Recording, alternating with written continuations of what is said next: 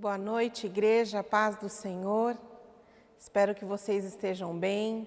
Espero que a graça do Senhor esteja na sua vida, sobre a sua vida, em nome de Jesus.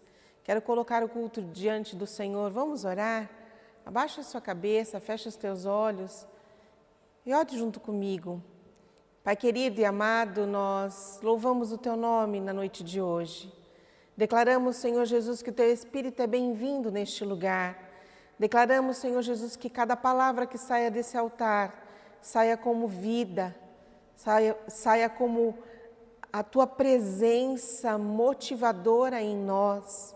Senhor, desde já nós repreendemos toda tentativa do inimigo contra as nossas vidas, contra o nosso pensamento. Pai, que possamos estar cativos, a nossa mente cativa ao trono da Tua glória e que possamos, ó Deus, experimentar a boa, agradável e perfeita vontade do Senhor. Desde já te agradecemos no nome de Jesus. Amém. Aleluia. Eu quero trazer a palavra na noite de hoje com o tema restauração. E não é só uma restauração comum, é uma restauração do plano original. Se você puder, repita assim comigo: restauração do plano original. Se é um plano original, é um plano inicial, é um plano de Deus para as nossas vidas. E você muito bem conhece a história do deserto, quando o povo saiu da escravidão para uma terra prometida. E essa terra prometida foi a promessa de Deus para aquele povo. E eu queria estudar um pouquinho com você o que diz em Êxodo, se você puder abrir a sua palavra em Êxodo 3, capítulo 3, no verso 7 ao 8. Vamos ler comigo o que diz a palavra do Senhor. Antes de mais nada, eu quero dizer para você que o deserto nunca foi a promessa de Deus para o povo. O deserto aconteceu no meio do caminho entre a saída do Egito e a terra prometida. Olha bem o que a palavra de Deus diz no verso 7. Disse ainda o Senhor: certamente vi a aflição do meu povo, que está no Egito, e ouvi o seu clamor por causa dos seus exatores.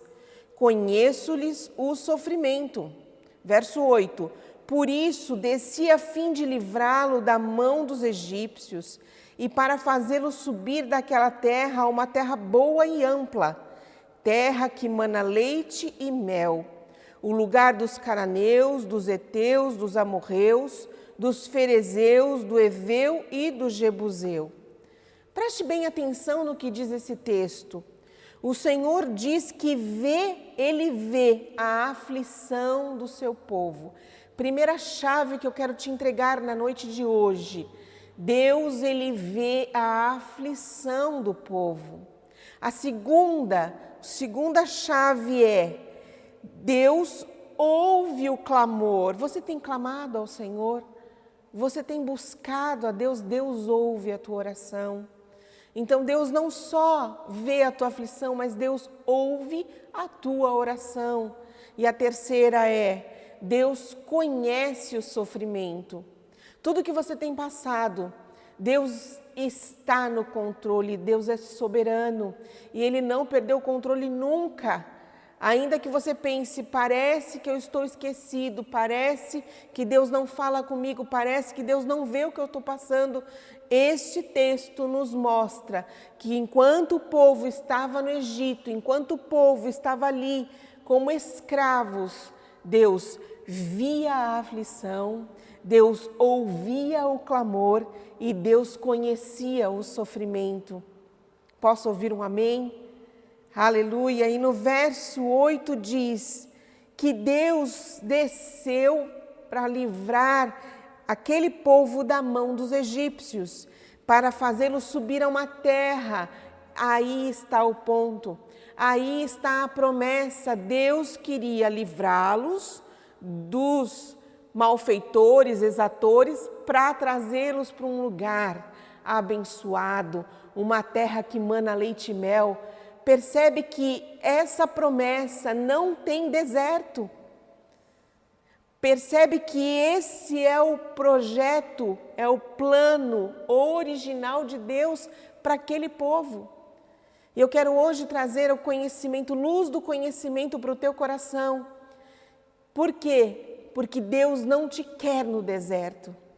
Deus não programou um deserto para você. Deus programou uma terra prometida que emana leite e mel. Amém? Aleluia! Deus tem um plano original para mim e para você. Da mesma maneira que o deserto não era plano de Deus para o povo. O deserto sim foi uma passagem, o deserto sim foi algo emergencial. O deserto foi lugar de providência, provisão, foi lugar de reconhecer quem era Deus na vida deles, mas não era o projeto de Deus.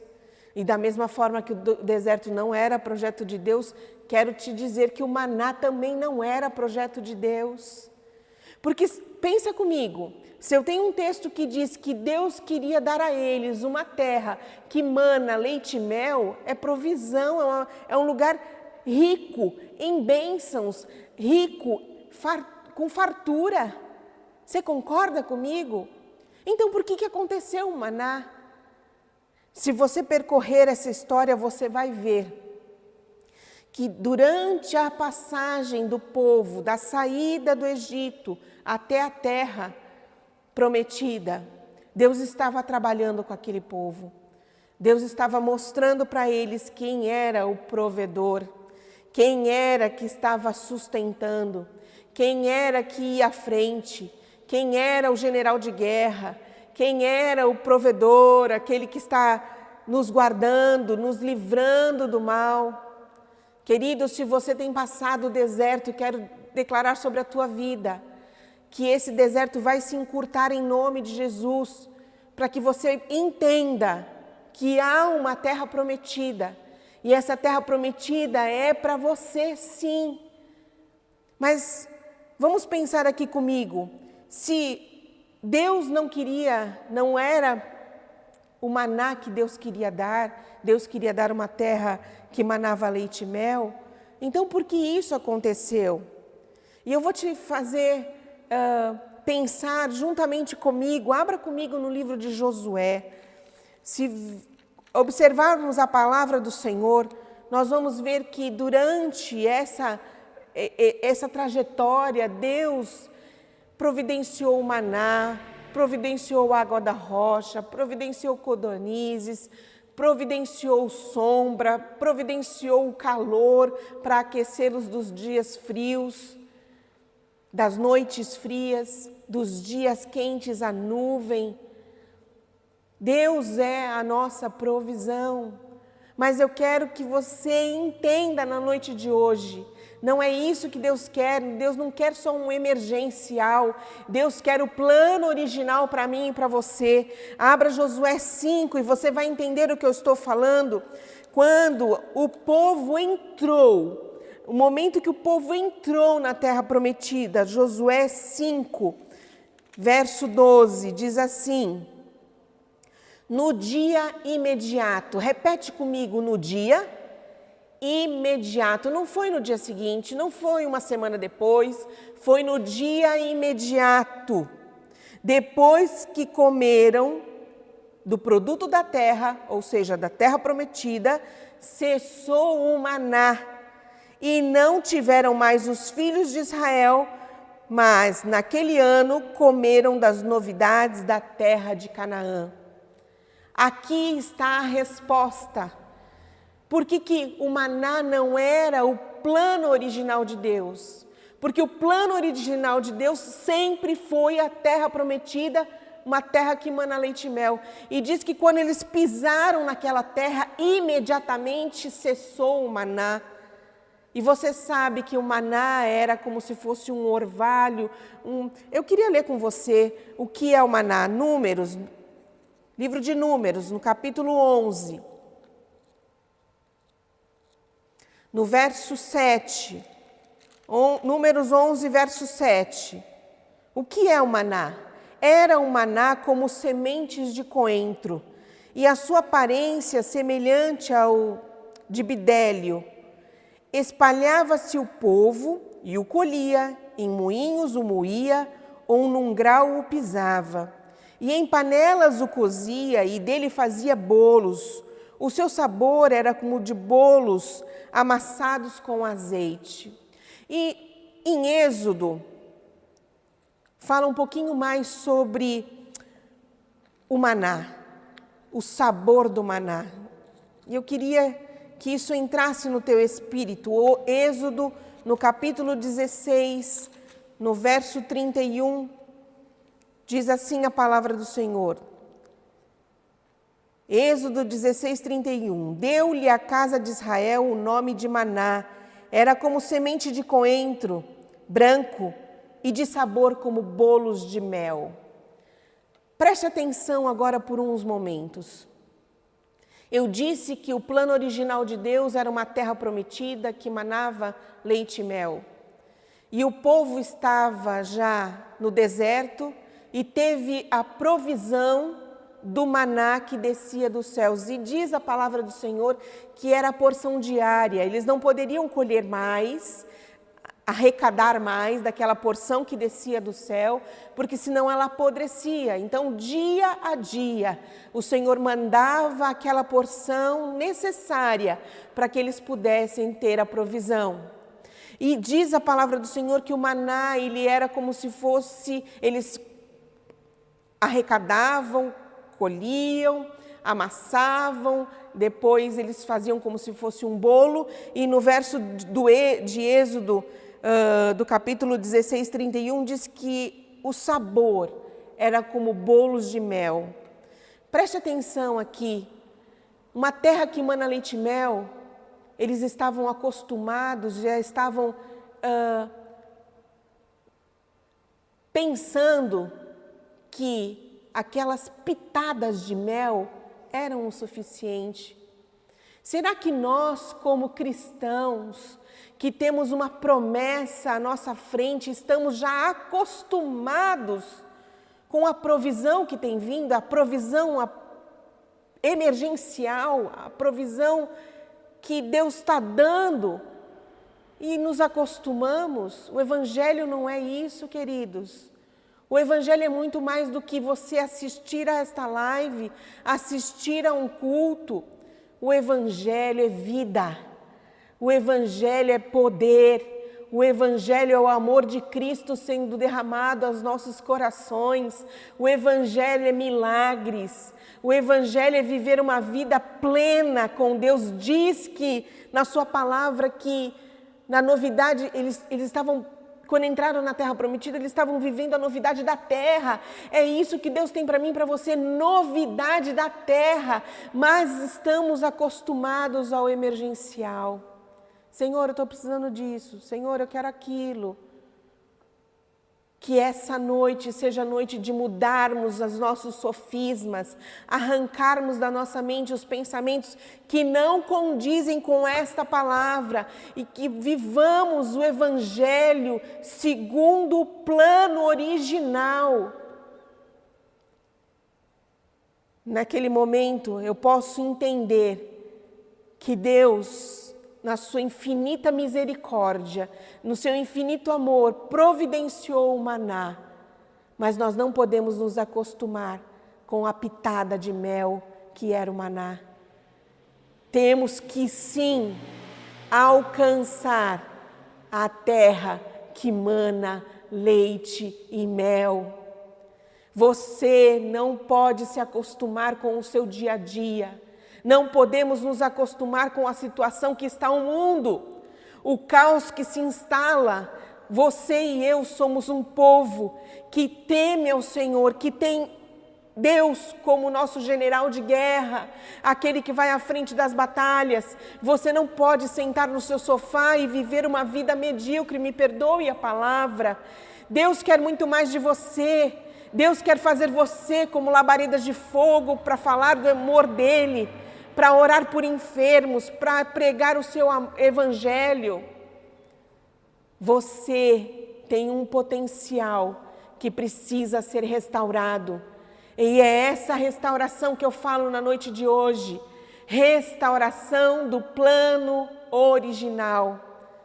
Deixar o plano emergencial para alcançarmos o original em nome de Jesus. Amém? Quando nós lemos essa palavra, a gente vê que o povo precisou do plano emergencial, por quê? Porque não perseveraram, não creram, desobedeceram e muito mais do que isso, eles viviam em incredulidade.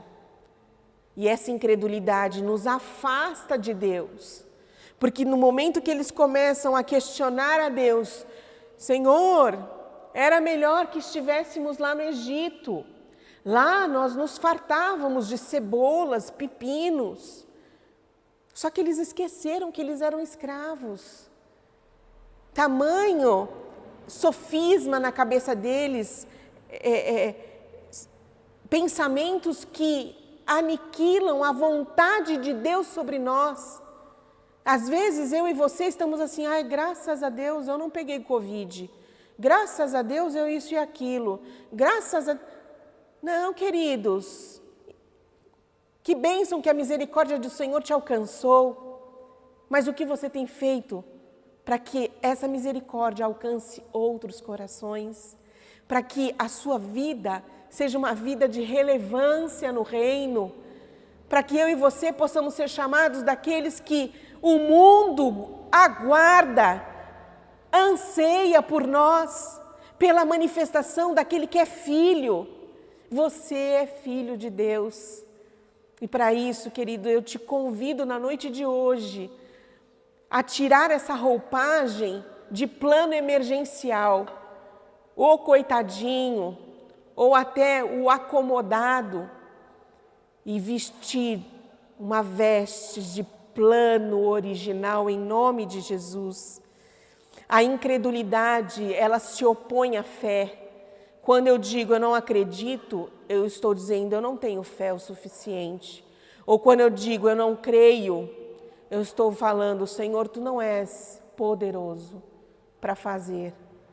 Porque em Hebreus 11, no capítulo 11, no verso 1, diz assim, fé é a certeza daquelas coisas que a gente espera e a convicção das coisas que eu não vejo. Isso é viver contrário à incredulidade. É eu acreditar que Deus é soberano, Deus está à frente, Deus pode fazer muito além do que eu possa pensar ou imaginar. Amém? Da mesma forma que o deserto não era o plano de Deus para a vida do povo, e eu disse para você que o maná também não era o que Deus tinha planejado para eles, foi uma emergência. Eu quero te dizer que a água que brotou da rocha, que próprio Deus fez com que brotasse da rocha, não era o plano naquele momento. Eu sei que você pode dizer, mas a água que brotou da rocha, o simbolismo é Jesus. Sim, o simbolismo é Jesus que jorra sem cessar água do seu trono, sendo aquele que vai lavar as nossas almas, a nossa vida. Ele é a água viva que desceu do céu, sim, eu sei. Mas preste atenção no que eu quero te dizer como plano de Deus para a minha vida e para a sua vida.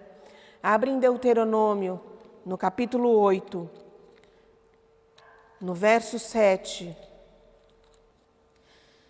Deuteronômio, capítulo 8, no verso 7, diz assim: porque o Senhor teu Deus te faz entrar numa boa terra, terra de ribeiros de águas, de fontes, de mananciais profundos que saem dos vales e das montanhas.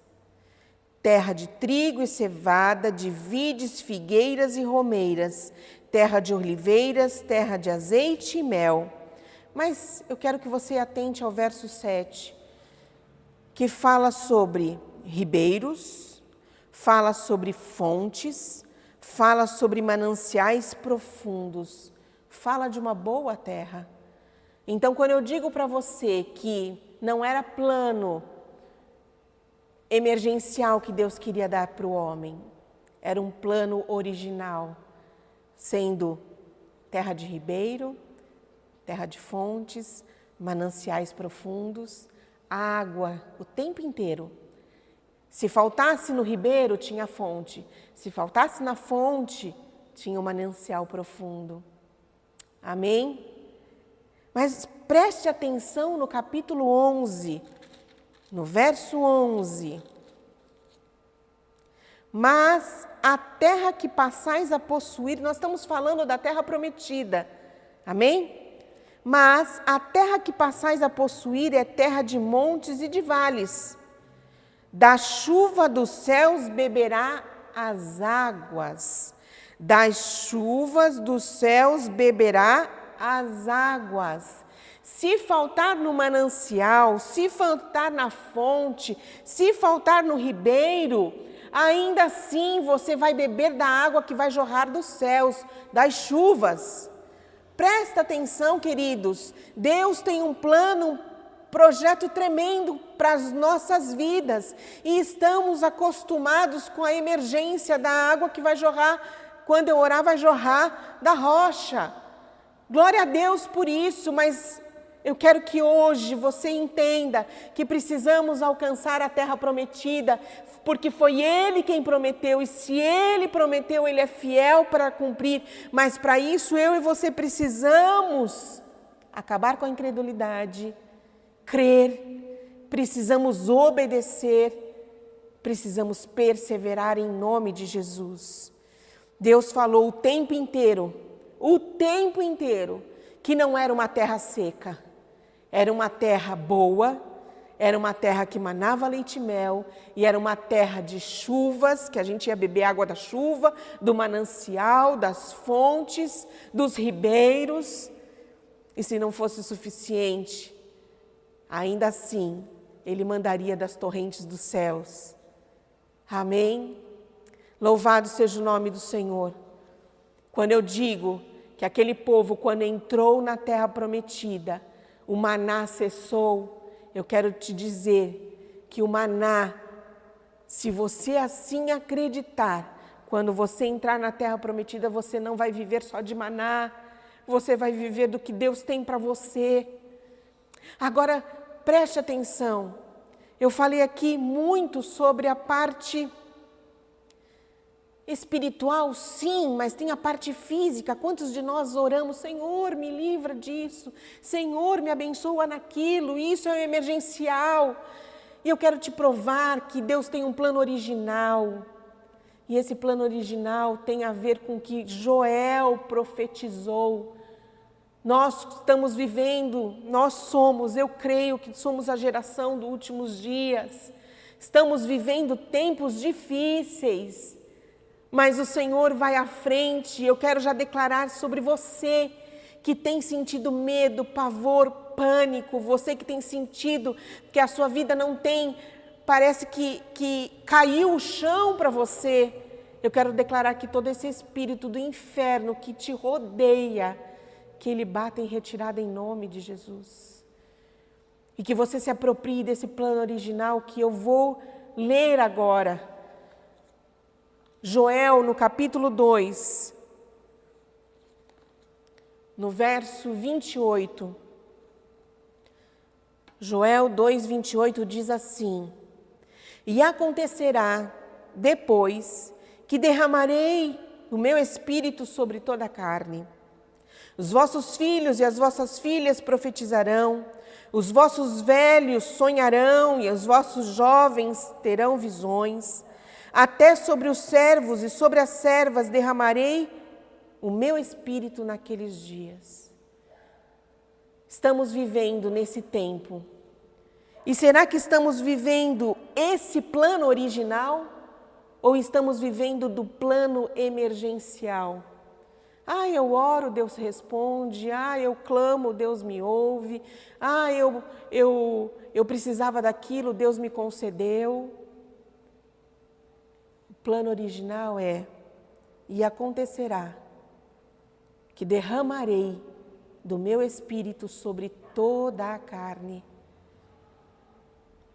Os vossos filhos e as vossas filhas profetizarão, os vossos velhos sonharão e os vossos jovens terão visões. Sabe o que isso simboliza? Filhos e filhas, você é filho, você é filha do Rei, do grande eu sou. Profetizar é falar palavras que saem do coração de Deus, palavras que abençoam, palavras que geram vida. Então, acontecerá que faremos isso. Será que estamos fazendo? Ou será que estamos falando e profetizando coisas que não estão no coração de Deus? Temos ouvido muito do nosso pai, o apóstolo Géser. Ele falou para a gente: precisamos ouvir mais os profetas que não são só profeta do caos. E eu quero declarar que hoje você profetizará não caos, mas bênçãos, vitórias. Você profetizará que a sua casa seguirá ao Senhor e servirá ao Senhor. Porque é muito diferente seguir e servir. Porque quando eu sirvo, eu tenho um Senhor. E quando eu tenho um Senhor, eu sei que Ele é fiel para cumprir todas as coisas. E quando eu digo que esse texto diz que é para os dias de hoje, diz que os velhos sonharão. Não é velho sonhar porque vai dormir e vai sonhar. Preste atenção. A pessoa que é anciã, a pessoa que já tem uma certa idade, eles não almejam mais nada, eles querem ficar mais tranquilos. Tá bom assim. Eu quero profetizar para você que já tem uma certa idade, você vai almejar muito mais do que você hoje está almejando. Você vai conquistar, você vai orar, você vai fazer proezas no nome de Jesus. Porque esse é o plano original de Deus. E tem mais, diz que os jovens terão visões. Sabe por que Joel estava profetizando isso? Porque o jovem, ele é imediatista. Você concorda comigo? Ele quer tudo na hora. E estamos numa geração fast food, uma geração on demand. Tudo na hora. Não é assim? Mas Joel está dizendo o seguinte: ei, jovens, é com vocês que eu falo. Vocês serão aqueles visionários. Vocês não serão imediatistas. Vocês olharão para o futuro. Vocês alcançarão coisas que outros não alcançaram. Aleluia! Eu profetizo isso para você que é jovem. Você não será mais o mesmo, em nome de Jesus. Deus provê o emergencial, sim. Mas Deus, para avivar a sua obra, precisa que nós tenhamos um comportamento original do seu plano original em nome de Jesus. Precisamos ser uma igreja relevante. Quantos você tem orado? Por quantos você tem falado do amor de Deus? Quando você ouve alguém falando algo ou vendo algo que não condiz com os textos bíblicos, você tem orado para que as notícias que chegam ao seu coração sejam notícias de paz? Queridos, temos que ser uma igreja relevante, que vai conquistar a terra prometida, sim, e que essa atmosfera de avivamento seja constante e intensa nas nossas vidas, em nome de Jesus. Precisamos voltar ao plano original, deixar de viver no emergencial. Feche os teus olhos e eu te convido nesta hora, se você entendeu esta palavra, se você acredita que você estava fora do plano original, repete essa oração comigo em nome de Jesus. Pai querido e amado, nesta hora, eu me arrependo diante de Ti e entendo que preciso voltar ao início de tudo, ao plano original que o Senhor tem para mim. Me perdoa, Senhor, por viver na emergência do dia a dia, na emergência do trabalho, na emergência da igreja, na emergência dos filhos, do marido, da esposa. Eu quero viver o que o Senhor tem para mim. Pai, em nome de Jesus, quero conquistar a terra que o Senhor me prometeu. Quero levar muitos a Te conhecer e quero viver o avivamento que Joel profetizou em nome de Jesus. Amém. Aleluia. E eu quero orar para que o Espírito Santo de Deus trabalhe onde eu não consigo trabalhar. Convença você aonde você precisa mudar, o que você precisa fazer para que verdadeiramente possamos viver esse plano de Deus em nós. Amém? Espírito Santo de Deus, eu te peço na noite de hoje, tu tens liberdade neste lugar, nessa transmissão, nas vidas que estão ouvindo, nas vidas que estão, ó Pai, se arrependendo, e em nome de Jesus, faz algo novo, transforma o que precisa ser transformado, aviva a Tua obra, Jesus, que a incredulidade seja arrancada dos nossos corações, que verdadeiramente possamos crer, possamos obedecer, possamos perseverar para conquistar a promessa que nos foi dada. E eu abençoo cada um, Senhor Jesus, e declaro, Senhor Jesus, como diz em Josué, que quando conquistarmos a terra, comeremos da novidade da terra, não precisaremos mais do maná, muito menos da água que jorra da rocha, mas viveremos do que o Senhor tem diretamente para nós. Obrigada, Jesus, por mais esse ensinamento. Obrigada por esta palavra que é profética aos nossos corações nos dias de hoje e que possamos, ó Pai, experimentar o que o Senhor tem para nós. Em nome de Jesus. Amém. Aleluia. E eu te abençoo, querido. Declaro uma semana ainda repleta da presença do grande Eu Sou, em nome de Jesus. Amém.